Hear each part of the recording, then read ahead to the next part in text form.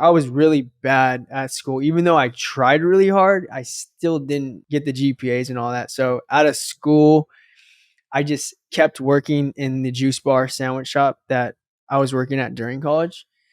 And now we're getting to like age 23, 24, and I'm still in this smoothie juice up, And so at the time, like friends coming in, starting to become successful, I'm over here just like, what am I doing? This is crazy. Um, and so I come across, it's crazy. I'm literally a Ty Lopez case study, if you will. So I saw Ty Lopez flash marketing. I was like, this makes sense. Like I can start a marketing company, and if I can get 10 clients to pay me $1,000, I'll be rich. I'll be able to control my time, and I can travel and eat the food I want, and just start enjoying life. And so that's how I got into it, was basically through Ty Lopez showing that ad. Uh, Okay. but Very, very interesting. Very cool. yeah, super just. What about, like, let's dive a little bit into that. What about the ad? Like, what did that appeal to you? Because there's so many people out there today kind of promising the world of like, oh, here's the best niches that you can go into and live on a beach and make, this amount of money and all that kind of stuff. My BS meters always go up when I see that, maybe because I'm old and decrepit. But how did that work on you? Yeah, so that message worked on me, a 23-year-old who at the time, during social media around that time, this is when all this stuff really started to come up. This is back in 2017. So we weren't used to even seeing an abundance of these types of ads. So I was sold on day one. And I was also in the position where like I was so desperate to like even have an opportunity to do anything different, because I had no idea what to do. Like it was one of those moments where I have no clue, and I saw this. You're like, might as well try it.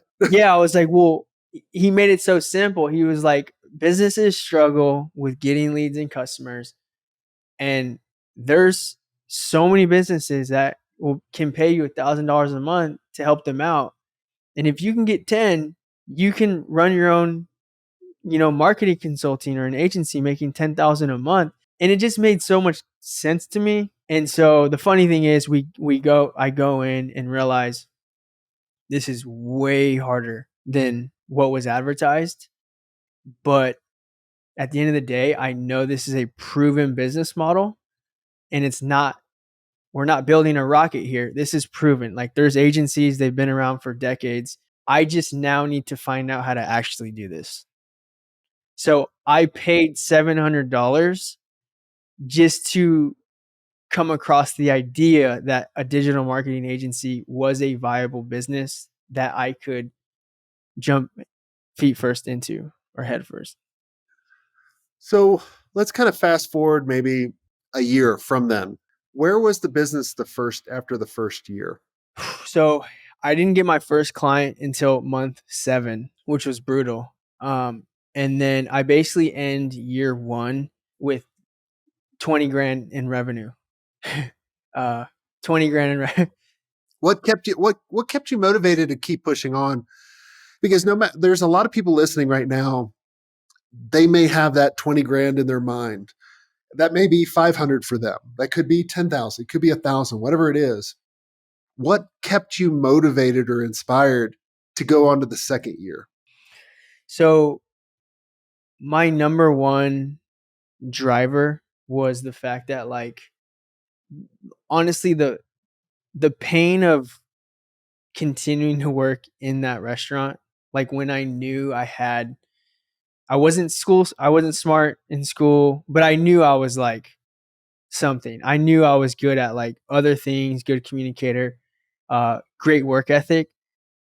But the fact that the realization of me going back into a job and basically being told where to be, how to do it, super limited constraints on my finances.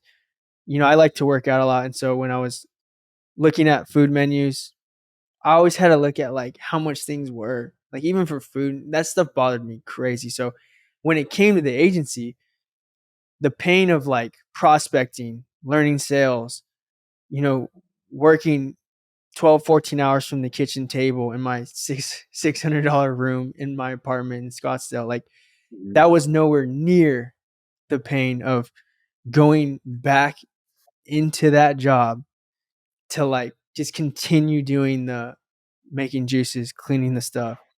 Like, oh, Yeah, it just, yeah, that was the driver. got it. When did it really start clicking for you? When was that turning point? So the big turning point was when I basically niched the niche and I found this little opportunity within a niche. So when I started out, I was basically working with chiropractors, like doing the normal chiropractic thing. But that business model with all that competition was tough for someone who was just coming in. And so through a client, one of them was like, "Hey, can you do this? Like this specific type of thing for the office?" And I was like, "I don't know, let's try it." And so I ended up figuring it out. And then I realized that there was hundreds of other people who also wanted that specific thing done, which kind of opened this like little ocean for me of just like this specialist. Mhm. That's how I first started getting traction. Oh, like this is my message. What was that special thing that So they wanted you to solve? so basically there was this machine. It's called spinal decompression. It's like this machine that they invest in, and some of them spend up to like 100 grand on this device. And they obviously, since they invest in that, they want that to be a return in their office. And so no one was really like saying we work with chiros and PTs, but like we actually really specialize in this thing. Like we're not going to do all that other marketing. We're only going to focus on this. And so I just really narrowed my specialty. And I think that really stood out in the beginning of my agency on the website and in the sales process and all my reviews and all my customers. So it was like, that was my first kind of like bump up. So when you figured that out, what was the next thing that you did? Did you start getting referrals? Did you go, oh, these are the types of clients that I want, and then come up with a strategy to get them? Walk us through that.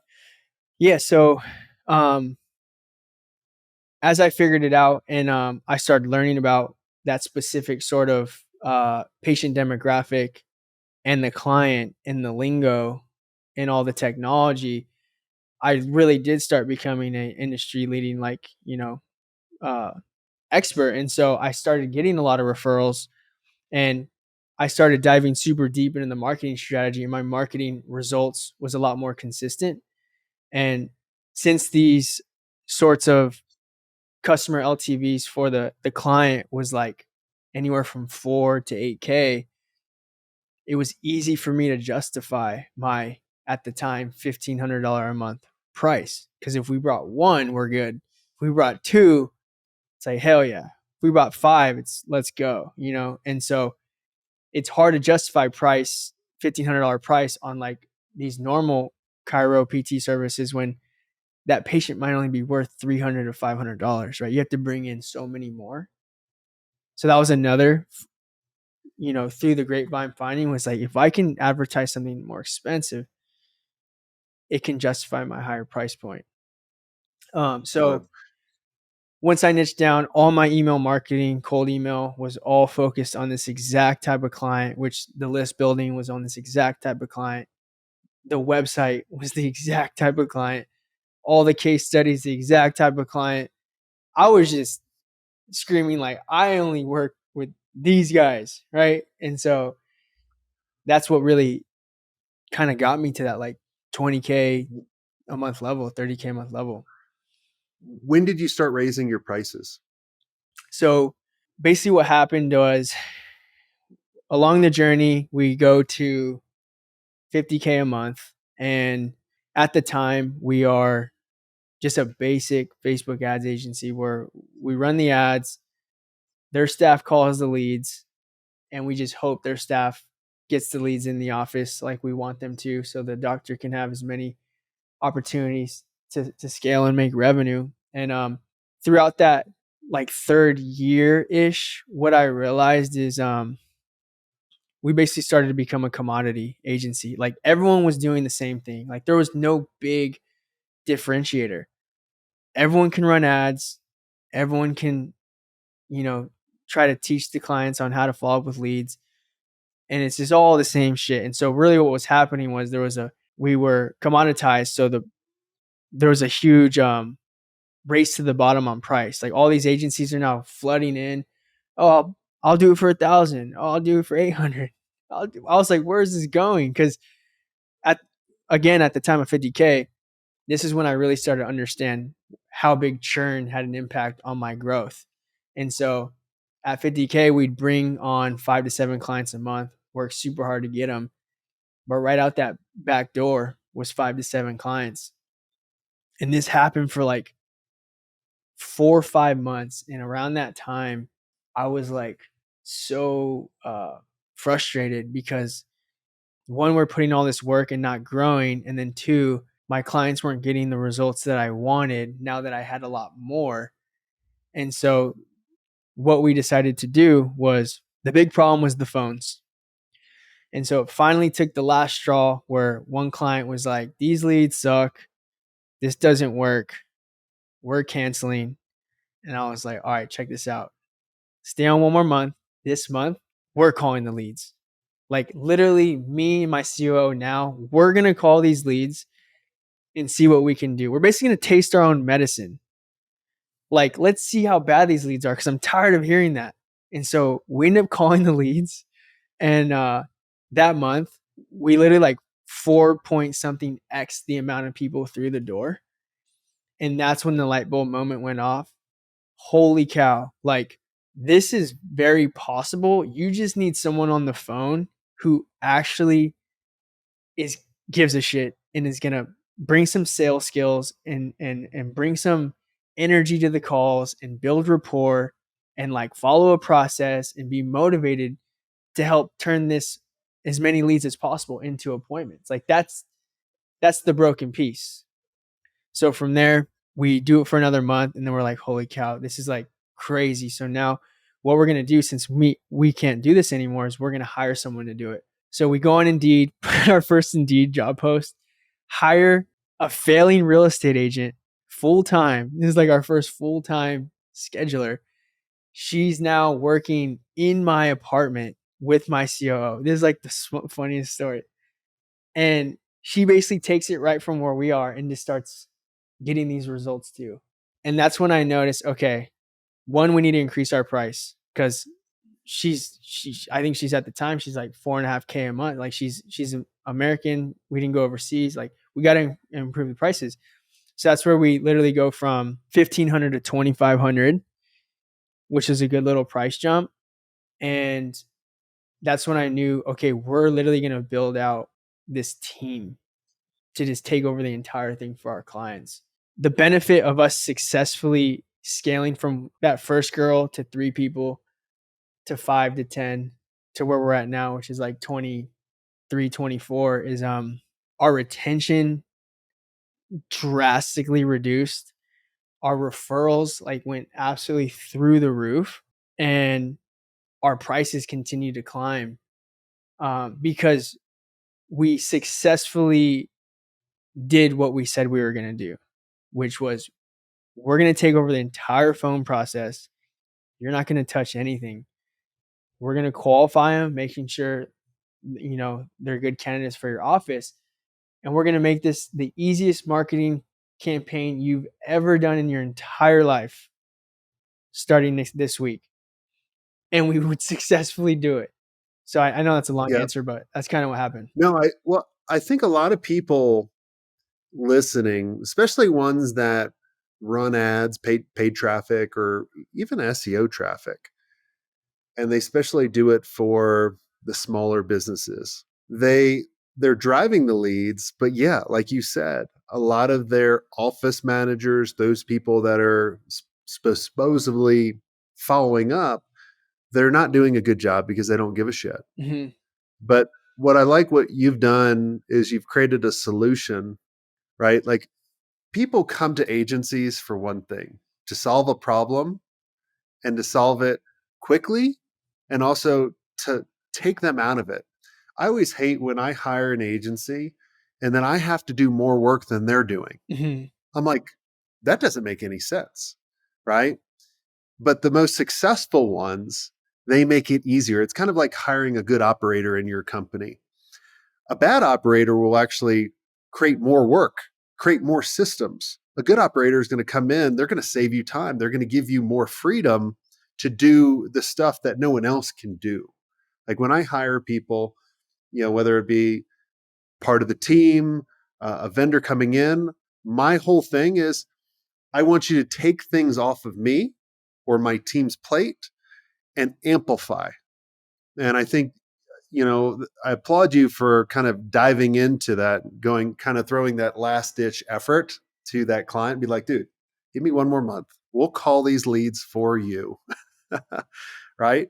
And then figure it out and be like, holy cow. So, would you say that was the pivotal moment for going, holy shit, we got something here? Yeah, that was the pivotal moment was like we've been losing all these clients due to poor ROI, but the root cause is the phones. That's what we think. That's where most of our findings are coming to, but we don't know for certain because we've never actually done it ourselves. And most people aren't really willing to get in the trench that much to really find out. And at the time, I like to call it, we're about to taste our own medicine. Like people are leaving, oh, this is terrible. Well, let's do 30 days of all these phone calls. And that's a lot of work. Like, it's a lot of work. And so, but I want to know at the end of the day if they're telling the truth. And if they're telling the truth, I'm out. I'm dissolving this entire thing because I'm fed up with this shit. Even though I'm making 40 grand a month in profit, I just can't take it anymore. It's driving me insane, giving me anxiety and shit. And so the light bulb moment was, fuck. You get someone on the phones who's wanting to win, and it's all there. Yeah. I That like was that. crazy for me. That was like, wow. But during that time, I was reading Sam Walton's book, Made in America, and one of his big golden nuggets, I forget what he calls in the book, was when everyone's swimming downstream, swim upstream.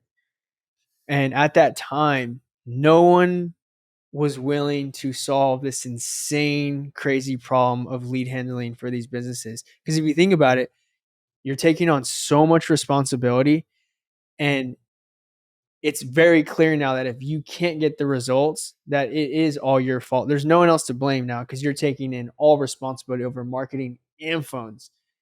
And it's going to require a lot of employees, a lot of management, a lot more cost, a lot more headache.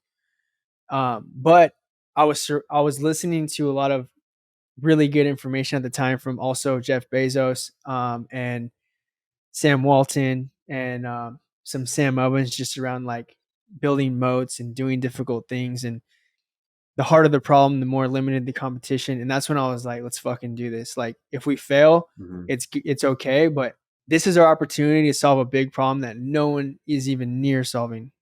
No, I mean, I love it. What was the big? So that took you to about 40 to 50,000 in reoccurring monthly. So, what were some of the things that you've done in order to kind of get you to a point where you're at now? And where's revenue a month now? So right now we fluctuate. We're pretty much in the low 500s. So this year we'll basically finish off like super high 5 mil something. Um, So there's a huge gap. You've 10x the business, um, which thank you for doing simple math for me. That makes it very easy for me. I'm yeah, like, oh, 50K to 500. yeah. Perfect. That worked out perfect. So walk me through kind of what was kind of the first strategy to kind of get you over the 100K mark, and then Mhm. we'll continue down the path. So that new concept from hiring our first girl to successfully now she's doing it. Um, Once we realized that each one of our callers could manage 8 to 10 clients, and then the demand once we had 8 to 10 just with her, the demand was insane. Like it's crazy. It was crazy insane at the time because So it was coming to you, it all the was referrals. yeah, So no outreach. no outreach at the time. It was just like because we had some pretty they're like more influential bigwig clients in this space. So Oh, and they whatever started they telling say to everybody. everyone else is gonna do it too, right? That's how doctors are. Like they're all if they all tell their crews and stuff like that. And so it was super simple. Within 6 months, we had I believe 4 or 5 people that we were easily at 120, 130K by then. What pressure did that put on you? Because you came from a smaller, like very small team. Like you and your partner were making the calls. You hire one other person. Now you're getting all these other clients. What kind of pressure did that put on you guys?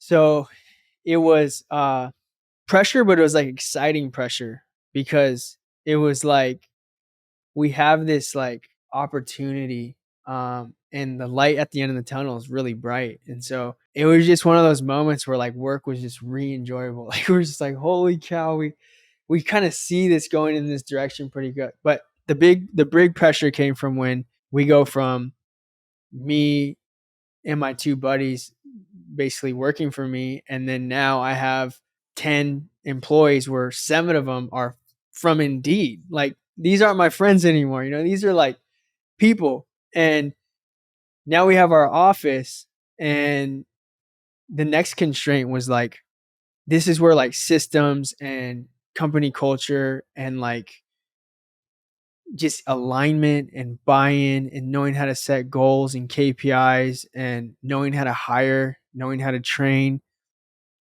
all that stuff started to kick in where I was like, oh my god, like this is, Get you know, a little overwhelming. yeah, because it was like at some point we can't just say go. Like it has to be a point where things are very organized. And so around that time, I was very lucky to come across Judge Graham. I don't know if you've heard of Judge Graham. Um, No.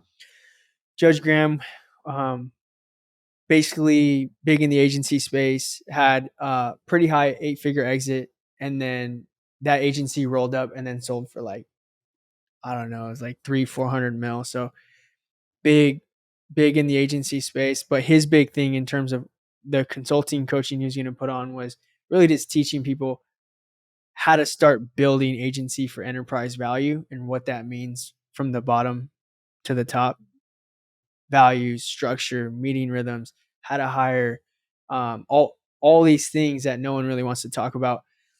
And so that really started to give me some structure to start implementing tomorrow. Like we went to this event, we come Monday, like we're doing this, we're doing this, we're doing this, like all these things. Like we're gonna start thinking about all these just enterprise type things, right? Like the values and how to set goals and how to get people alignment and buy-in and all that type of stuff. And And so did you start bringing on, when did you start bringing on kind of directors or leaders within the company? so what's crazy is my COO now, who was an account manager, um he's just from day one, like since we didn't have the resources to hire like these director type people, he was so like the work ethic and his like logic was Mhm. so powerful at the time, and we were exact opposites. So I'm more of like a maverick type individual, and he has more of a huge attention to detail. So we're almost like this yin and yang type duo who literally led us to like 15, 16 employees with no directors. We're managing the whole thing. But what ended up happening was through us hiring these appointment setters and us learning how to hire, the A players and the top dogs rose up. And then that's how we placed one into sales management. And then we removed Anthony and placed this one as account manager, which is so important. You're basically the quarterback leading the relationships with the client, freeing up. We just kept moving people up in from underneath, Makes sense. which was just the strategy at the time. It was just, yeah. When did the business change at all from referrals? Like, are you still, is the business growing from referrals, or have you implemented other strategies? Yeah. So basically what happened was we got to 400K a month basically off referrals and partnerships, which all started from referrals. And at the 400K mark, this is when we realized the churn scenario again, that like if you have 150 clients and you have a 5% churn, you're still losing 8 clients a month at a decent churn level. And so if referrals is only producing 7, 8 referrals a month, then you go along that plateau story again, which I experienced Yep. at 50K. And so that was the time where I was like, okay, let's start doing inbound paid ads, things like that. So we started turning on paid ads. And then as of like 4 months ago, we started to build our SDR team. So now we have 2 full-time SDRs who are just straight, cold calling clients, setting up demos for our AEs. So the blend now is referrals, partnership, paid ads, and now our SDR team. This month, we actually landed 5 clients from picking up the phone, dialing it, having a good script, no fluff. This is what we do. This is who we help. Are you opposed to hearing more information? Setting that demo, landing that client. So we're now profitable in our SDR role, in our SDR team. No. So I'm thinking my enterprise value is going back again, where I'm like, okay, I would like to have 4 channels that are pretty mature, you know? Yeah. That's what I Yeah. was I thinking. look at it as, agencies can get to a certain point before they hit the plateau of like with one channel. And a lot of times in the very beginning, it is referrals and word of mouth. But then, the channels that I look at, so like when I'm looking at buying an agency, I want to make sure they have more than one channel. And I don't even count referrals as a channel. Mm-hmm. Um, I I count inbound, like how are you driving people to you, coming to you. Outbound is the second channel, and then strategic partnerships, like what we did with Microsoft or CMS systems. Be like, and this wasn't just referral partners; it was like 2 + 2 = 12, Mm-hmm. where hey, Microsoft, this is what we've been doing and how we've been customizing your technology for Lotus Cars, for AT&T. And then they'd be like, oh my God, these guys are awesome. They're making us look like rock stars. We need to send more business to them because they're going to just keep amplifying them. And so when I look at a business, if they have at least 2 channels, like I look at it as get over the million mark in top line revenue, not including ad spend, guys. Like Yeah, yeah, yeah. None of include ad that. spend. None of that. Yeah, right. That doesn't count. But get over the million, and then you can start adding other channels, and that's where you can start seeing the scale. And then it's designed. Sales is designed to break operations, and then operations catches up, and then sales keeps breaking it. It's just Yep. that's how I always looked at it. And I always like making my ops people kind of a little squirm a little bit. I'm like, well, you should feel uncomfortable. Yeah. Like if you feel comfortable, that means we're kind of leveling off or going back down. Yeah. That's exactly how it is. Like you I feel like operations is, especially if you're really trying to like have that year over year growth. Like if you're serious about the year over year growth, there's gonna be a lot of pressure.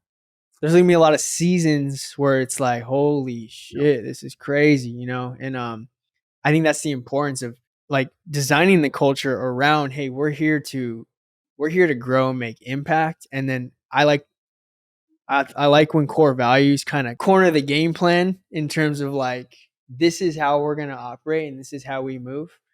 And it just ensures that like during these tough times, we remember what our whole vision is to begin with, you know? Last question I have for you. You've had some pretty big growth over the years. How many team members have you outgrown? Meaning like had to fire? They just weren't they were right for you at the right time, but as the organization got bigger and bigger, they didn't grow as fast as the organization. Yeah.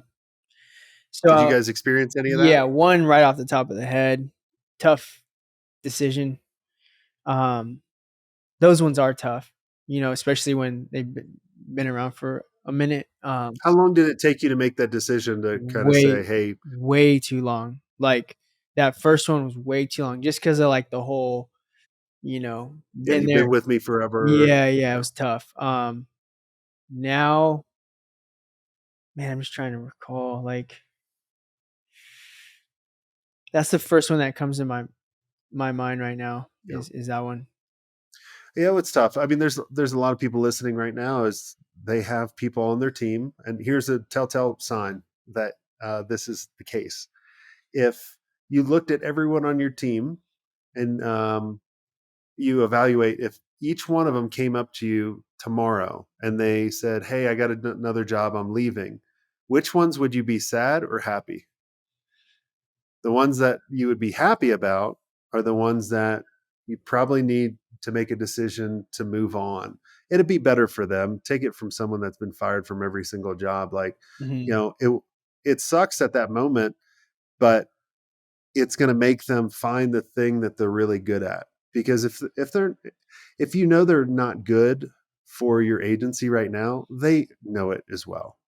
Yeah. And then they're beating themselves up. So, you know, I look at when you're scaling and you're growing, it's about you as an individual and a leader growing, but it's also to your team growing, not just in size, but Hmm. them being better. Like when I look back at, you know, we've been doing this business for almost 10 years and Stacy has been with me for 8. Darby's been with me for 3. Looking back at like how far they've grown or even looking at how far I've grown, like I try to grow every single day in something that I'm doing. And a lot of you may be like, "Oh, you sold a big agency before you figured everything out." Hell no, I didn't. Like there's always something new to learn. And if you ever want to stop, you know, learning, then I can tell you what's going to happen. Yeah. You know, you'll Well, be that's not be doing it much it's longer. funny you mentioned that because we're at a time where getting to getting from the basically like where we're at, like high fives, low six, low 500s, getting to that $1 million a month mark is a different game now. And what I've realized is like the whole what got you here won't get you there, but it's for real now. Like now going to 8 figures, things are fundamentally changing. It's more of some chess moves. And I'm now at a point where I have some meetings set up where we're going to relook our core values. And I feel like one that we're missing that is just so vital in like what I'm realizing is like it's basically along the lines of always growing or better than yesterday. And I don't care if you're in a position where you might cap the pay at that position, but since we're in this huge focal point of growing the company, if you're not growing yourself even outside of work, I don't care if you start doing yoga, I don't care if you start training to run a half marathon.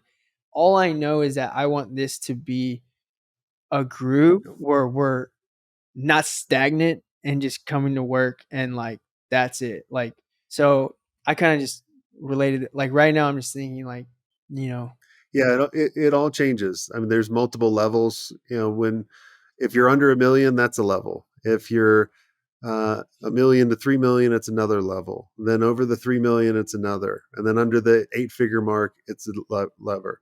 Um, I don't know what it's like over the the 9 figure mark. yeah. Um, So don't really care.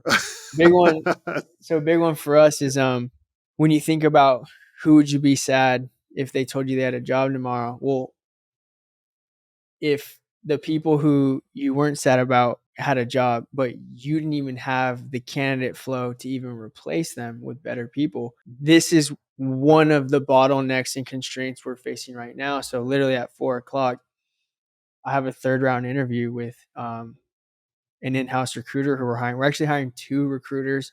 One is on the marketing side, and the other is purely focused Smart. on this appointment setting side, which is the foundation of our agency because we merged into dental. We're now in big markets, so we can take this concept and scale it to 500 offices, and take that massive. That's one thing I tell a lot of people too is around the 20 mark, if you're in major growth, you should hire a full-time recruiter and not pay all those fees to the outside recruiters. Like it's literally you should have a pipeline of Mm-hmm. people Yep. rather than just a pipeline of clients. Thousand I don't percent. think a lot of people understand that part. I'm like, you can get like at our mastermind, at our experience we had, I said, if you 10x your business right now, what would break? Right? People And would the break. people are like, oh, like we don't have enough people. I'm like, well, okay. What about 2x? Same thing. All right. Well, Mm-hmm. you should be recruiting Yeah. talent. But well, this has been awesome, man. I really do appreciate you sharing your story, with all of us. I love to see another fellow young person start off very at a young age. When I started, I think I was 23, and everyone we were selling to was like in their 40s, and it was tough, right? Like, when you're in your 20s, people don't really take you serious. Mm-hmm. And then you start getting a little bit more respect in 30s. You'll realize you'll start figuring out when you're in the 40s and beyond after that. But I applaud everything that you've done. So thanks so much. And if you guys enjoyed this episode, make sure you share it out with a friend. Make sure you subscribe on whichever platform we're on: YouTube, Spotify, iHeart, all over. And share it out with a friend. And if you guys want to come on the show, I know a lot of you have been listening for the 10 years mark. I'd love to have you guys on. Reach out to us and we'll have you on the show and tell your story. And until next time, have a swank day.